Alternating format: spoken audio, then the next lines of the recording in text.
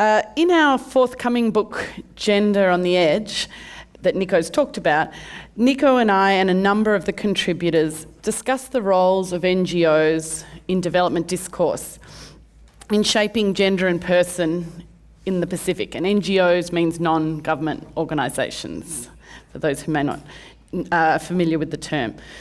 In this paper, I'll explore what we've termed, and others as well, the NGOisation of sexual identities. And this will become clear. And I'm going to look particularly at relation to the transgender organisations in the Cook Islands. I'm particularly interested in recent, very kind of rapid transformations in the terminology used for Cook Islands transgender that have happened only in the last 10 to 15 years. And it's happened in dialogue with queer scholarship, advocacy and global development that largely emanates from the West. And when I say the West here, my attention in this paper is looking towards New Zealand, because New Zealand, Cook Islands was a former New Zealand colony, and the majority of Cook Islanders live in New Zealand now, and most of the aid money comes from there too. But being here reminds me of the long history of exchange that happened between the Cooks and Tahiti too. And there's traces of that in this paper as I go along. For instance, exchange of dance styles, the upa drum dancing and the drumming styles, intermarriage. A lot of Cook Islands men came and worked for mining phosphate in Makatea in the 1950s, and used some of that money to buy land in Patutoa in town. There's a Cook Islands hostel. So yeah, it's funny I'm facing New Zealand way, but I'm reminded again of all these connections with Tahiti too. So I'm interested in the similarities at question time. This kind of exchange of Cook Islands with New Zealand NGOs has increased the visibility of Cook Islands transgender into a more politicised identity that's both grounded and enabled by discourses of human rights. This new sexual subject of global development is one that's been identified in other parts of the global south, lots of quotation marks here, global south or developing countries. So it's a kind of term, this new type of sexual subject has been developed and researched in lots of places. It emanates largely out of public health and promotes an identity politics based on public visibility, so coming out of the closet, literally, and an activism around sexual rights, particularly through the work of local and international NGOs. Before I turn to my Cook Islands example, I want to briefly explain some of the terminology I'm using.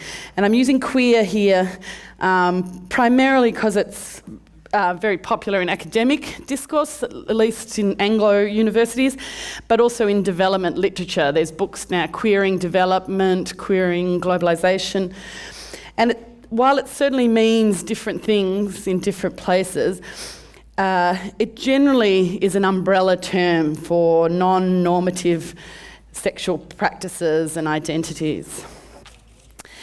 And as you'll see, because it focuses on multiple terms and multiplicity, it's seen as this critical tool to prise open the sex-gender distinction and hetero-homosexual dualisms, like the category third gender, I think, tries to do, but queer, I think, is perhaps a bit more successful, and perhaps trans too. So some of the terminology that has widespread currency includes the term MSM, men who have sex with men, WSW, women who have sex with women, and LGBT is probably the most popular, and I don't think it's a term currently used here. LGB, lesbian, gay, bisexual. It multiplies into LGBT, lesbian, gay, bisexual, transgender. The next iteration of it, lesbian, gay, bisexual, transgender and intersex. and then lesbian, gay, bisexual, transgender, intersex, questioning or queer. Sometimes I think it's questioning most of the time. And the latest that I've seen is LGBTIQ and an asterisk. And it's like when you do a library search and you put an asterisk at the end of a root, it retrieves all variations of that terminology. And so that's a term that I've seen most recently my students using. And another one is trans with that same asterisk. Trans is another terminology, a term that's widely used in that kind of umbrella and multiplying type way. In the Anglophone Pacific, as I'm assuming elsewhere in the world, people increasingly use the categories like LGBT, LGBTIQ, and so on, and particularly men who have sex with men, MSM. What I want to argue in this paper is it's not simply an adoption of Western homonormativities, and by the term homonormative, I mean the kind of effects of mainstreaming Western or gay, Western or queer kind of identities in the development industry. Since the HIV/AIDS crisis, sexuality has been increasingly addressed under the rubric of sexual health in development discourse, and recent years has witnessed a proliferation of NGOs relating to gender and sexuality, particularly relating to HIV prevention efforts, even in parts of the world where the predicted HIV pandemic has yet to materialise in any significant proportion. These efforts have brought people together from all corners of the Pacific region in multiple associations, workshops, conferences and networks through which people identify common goals and agendas. NGOs can also encourage identification with a region, and through the workings, for example, of organisations such as the Pacific Islands AIDS Foundation, which has funding from New Zealand. One of the events that's run in New Zealand through NZA is the Love Life Whānau. I don't know if you can see that. This is from their website, the participants of the Love Life gathering or conference held in 2011. And there are transgender people from all over, at least Anglophone Pacific. While the ideology of HIV prevention has been careful over the years to get away from the stigmatising effect of identifying risk groups and preferring instead to focus on risk practices and then later on risk situations, on the ground, efforts end up in practice targeting specific groups of people. In the Pacific, as elsewhere, intervention and prevention programs have invariably focused on non-normative sexualities or transgender sexualities, even though other social categories of people are equally, if not more, vulnerable to HIV infection. The increasing visibility of transgender sexual rights movements in the Pacific is based on a particular model of identity politics and grounded in this notion of coming out as a sexual subject.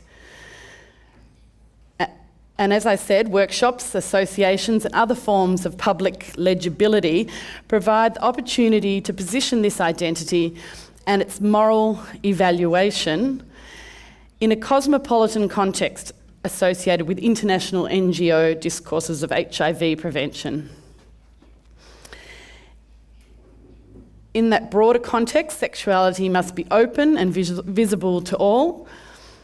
International HIV prevention discourses seek to break down the constraints of tradition and to make sexual practices publicly legible, without which HIV will continue to spread under the cover of silence, or so the narrative goes.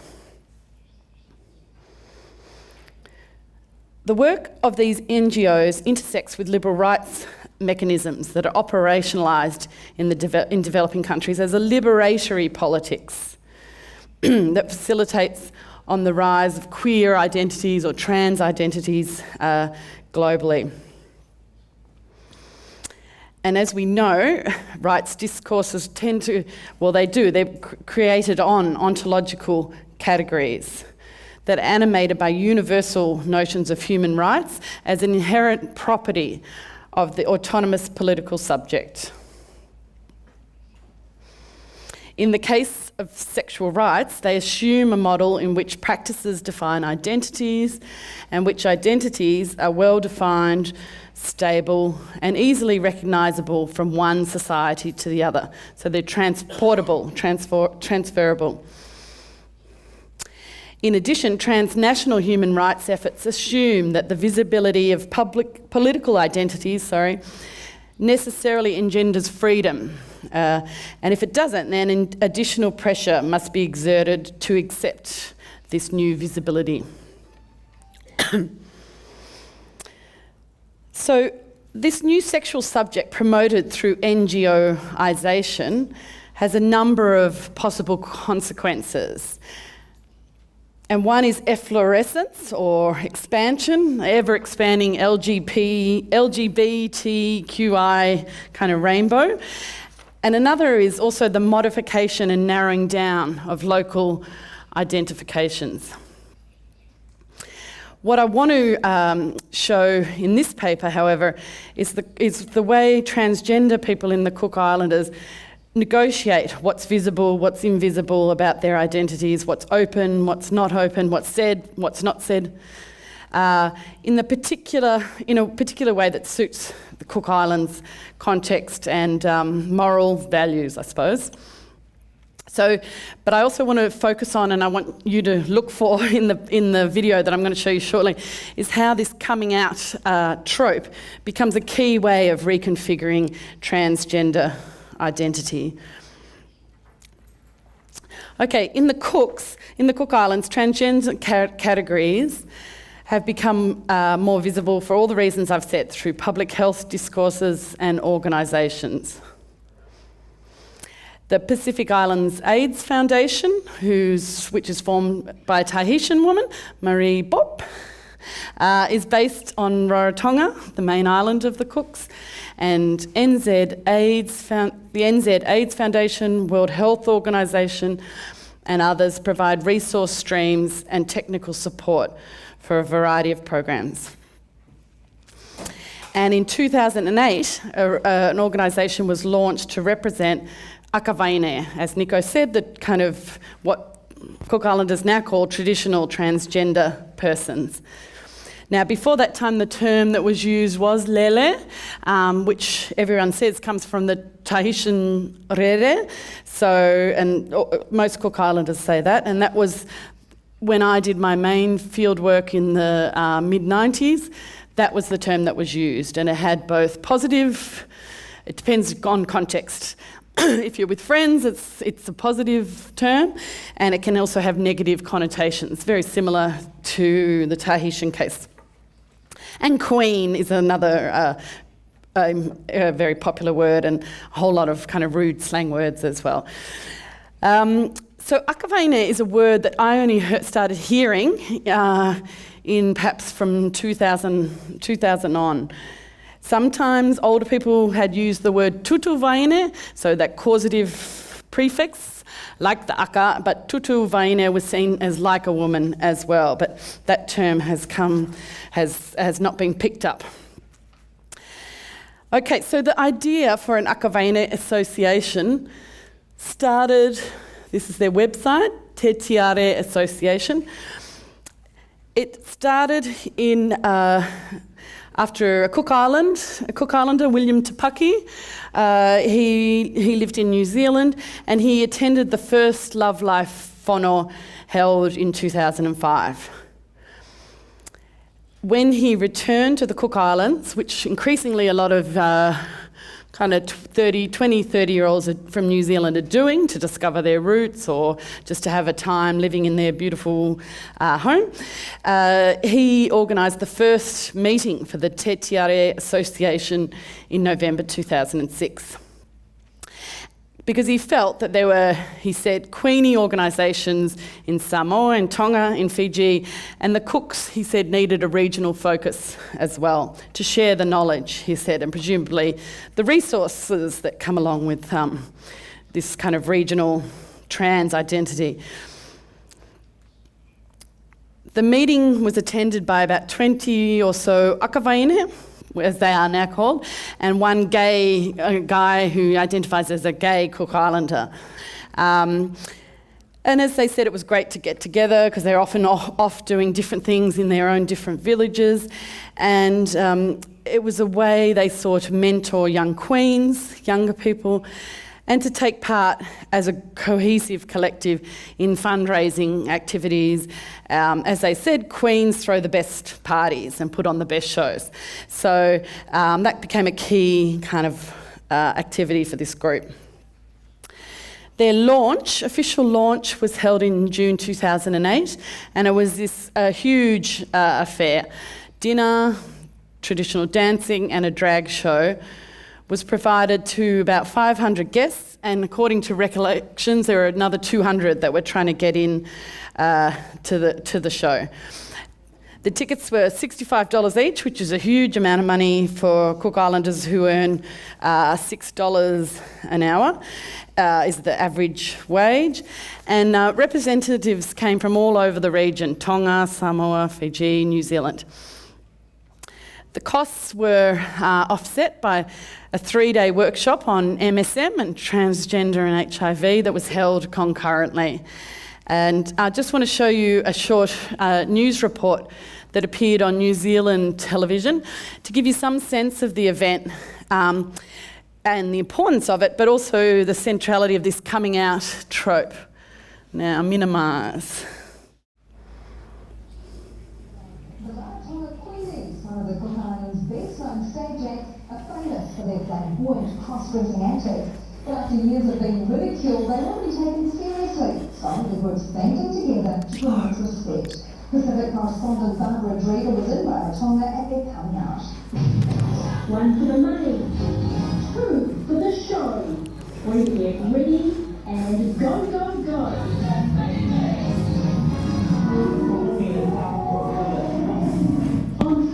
The outrageous crowd pleasers. That's what goes on behind the scenes that they're fighting for. Well, I went to be actually after them, ritual them, and having them in the time of day. The members of this young association have actually decided, look, enough's enough. It's time for members to be with enough. If numbers are anything to go by, the message is a success. The shows have fell out, attracting locals and tourists alike, although some getting more attention than they'd like. When we get right to the point, we could never ever believe that we would come here and have a night like tonight. Absolutely fantastic. I guess this event proves that the Cook Islanders are embracing of differences in society. However, appearances can be deceiving. There's acceptance to a certain level, but not a complete as much as we would like it to be. But it's a start. It's very important to feel tonight that we're finally coming out to the community. The Queens of Rarotonga are coming out in style. For them, it's about moving forward, one step at a time. Barbara Dreger, One News, Rarotonga. Okay. Phrases like coming out into the community and being laughed at and we need to be recognised and respected have become increasingly common ways for people to talk about akavaine. Now, it's not entirely clear how this big event was any different from any other kind of events that they normally have, but this discourse of being hidden and now coming out certainly has received much more public space and is being adopted by a number of akavaine.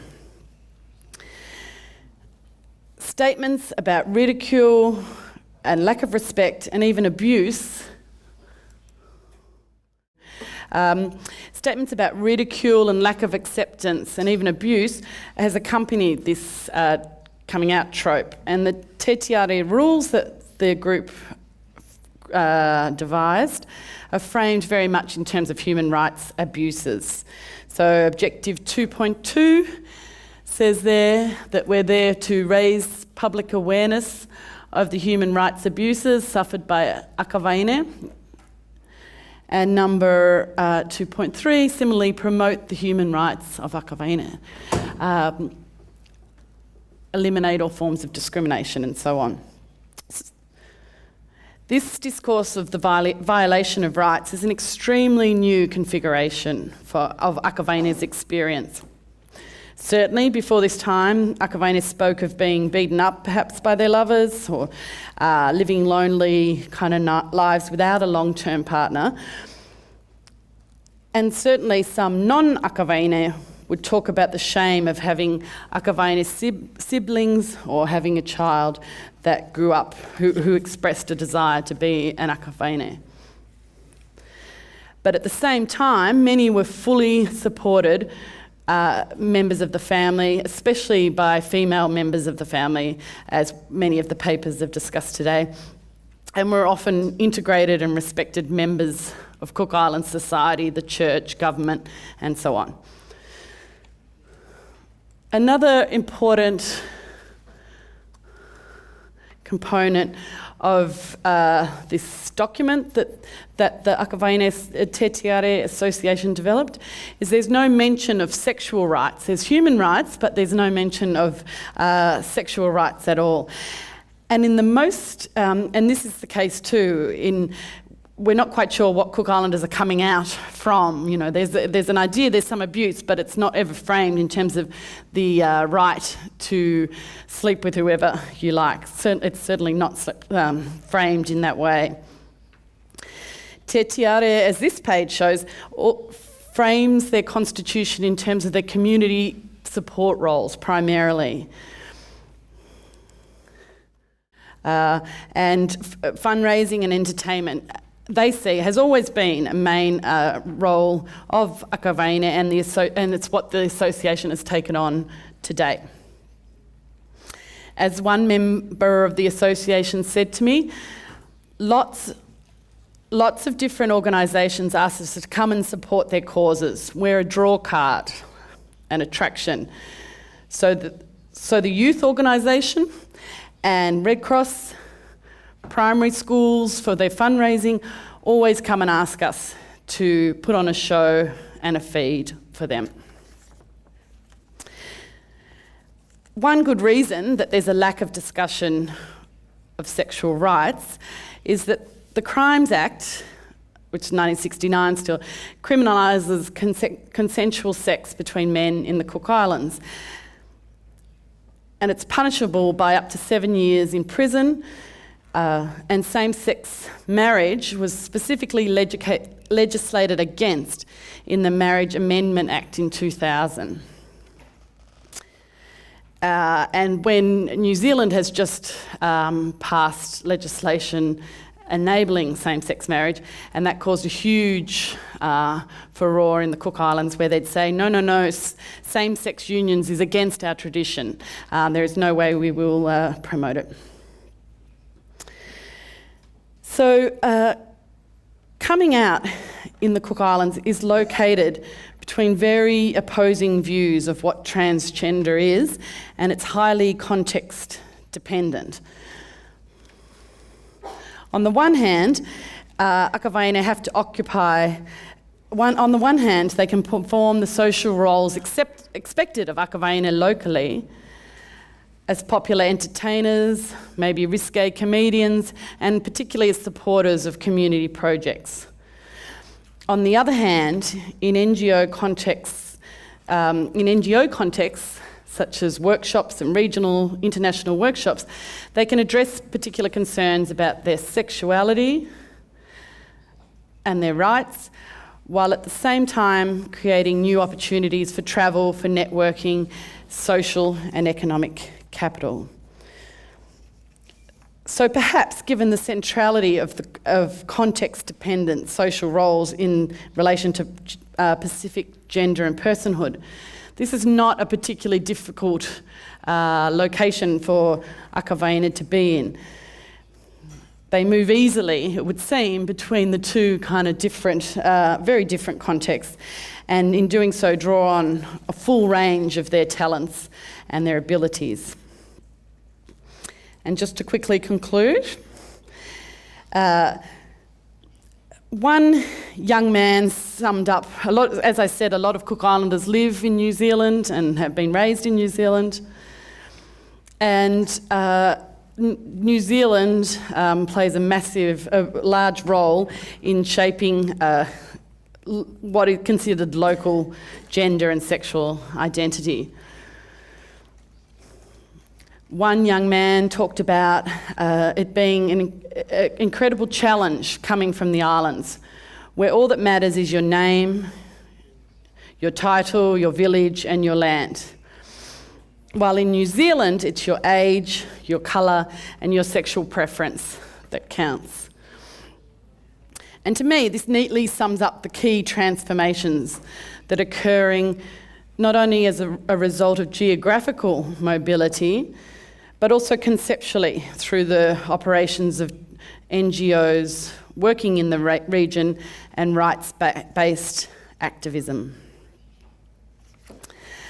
And I just want to quickly return to this question of terminology, which, as Nico has discussed, these struggles over terminology represent much broader struggles over cultural presentation, recognition and access to material resources. In New Zealand in 2011, the Asia Pacific Out Games, a human rights conference, was held in Wellington, and Felicia Brown-Acton, who is a Niuean transgender activist, she presented a keynote and argued for more culturally appropriate terminology for recognising Pacific Islands transgender people. And this is a quote: LGBT is a term we have is a term that we in the Pacific have been bundled into for no apparent reason, other than that of the application or an absence of any other term.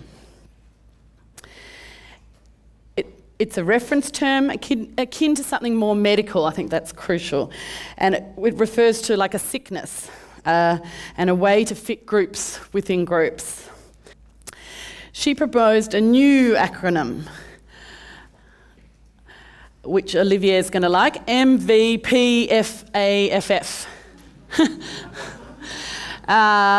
And so to me, this is both a critique and a challenge to Western homonormatives or homonormative imperialism.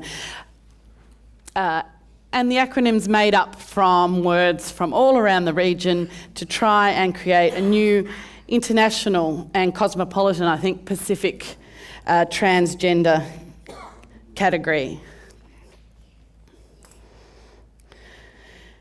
So Mahu is, it's got up there the different terms there, you can read that, I think. In New Zealand, at the Love Life Whanau, just one more slide please, Andre, do you want me to? Oh, I can do it. In New Zealand, at there's the Love Life Whanau 2013 is about to be held, the 5th one, and it adopts this terminology, as you can see in their advertisement for the workshop. Alongside terms like GLBTI, and in order to be inclusive of this, all the types of identity they say exists in the Pacific rainbow. Certainly, in this underpinning this rainbow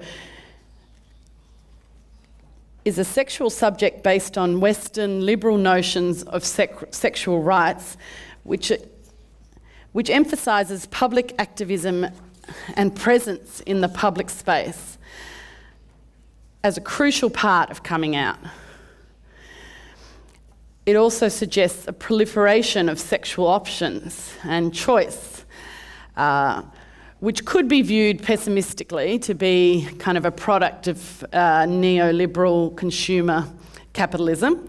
But at the same time, this terminological multiplication and NGO forums, such as this Love Life Phono, may provide new forms of alliance, visibility, and pride that may draw on, but perhaps not be restricted to, Western terminology and identity politics.